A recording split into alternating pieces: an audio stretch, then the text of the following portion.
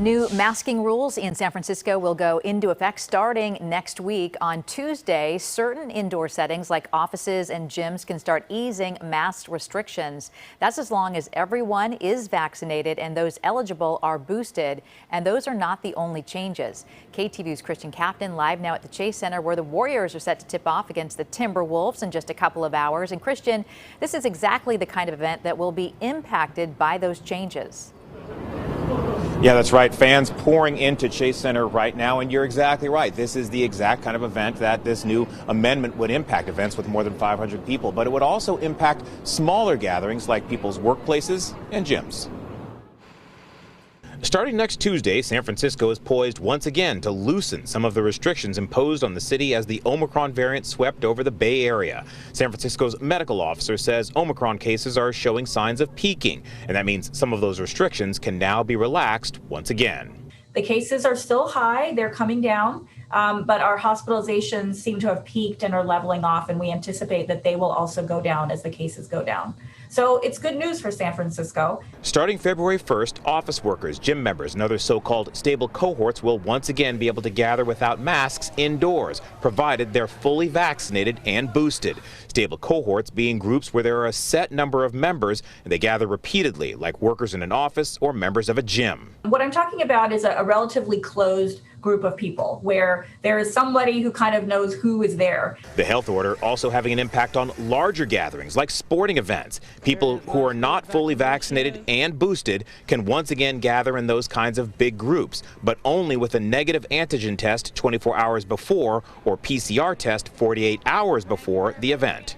People will either be able to go in if they are up to date on their vaccination. That means that they've completed their primary vaccine series and they've gotten a booster if they're eligible, or they would have to have a negative test.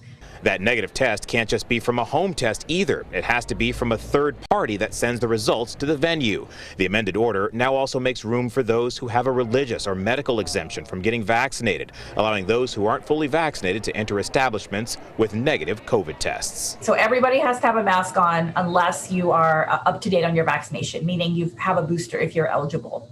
We all here. Now, school-age kids still need to wear their masks to class, and if you're going into a shop or another indoor setting, you need to keep your mask on as well. And there is still a state order requiring masks at big indoor events like tonight's basketball game. That state order runs through mid-February. Health leaders say that they're hoping that this trajectory towards easing restrictions will continue, but they say that they're going to continue to follow the data, and they say if we see a new strain emerge or if we see a sudden spike in cases, they could reimpose some of those restrictions in the interest of protecting public health. We're live in San Francisco. Christian Captain, KTVU, Fox 2 News. Yeah, and Christian, things seem to change so quickly day to day. Just to clarify, this is only talking about gyms and offices, but what about restaurants and bars? Is that included in this new mandate or this new change? So restaurants and bars still do have those masking restrictions and guidelines. You can take them off when you eat. You can still go in and check. And of course, the best policy always is to ask when you get to that restaurant to find out what their policy is and find out what you need to do. Again, keep in mind a lot of restaurants still also want patrons to show proof of vaccination before they come in. So it really is a bit of a mixed bag. Best advice is to go ahead and ask that restaurant. Yeah, and some are requiring the full vaccination plus the booster. So yeah, you really just need to ask before you go. Christian Captain reporting live in San Francisco tonight. Christian, thank you.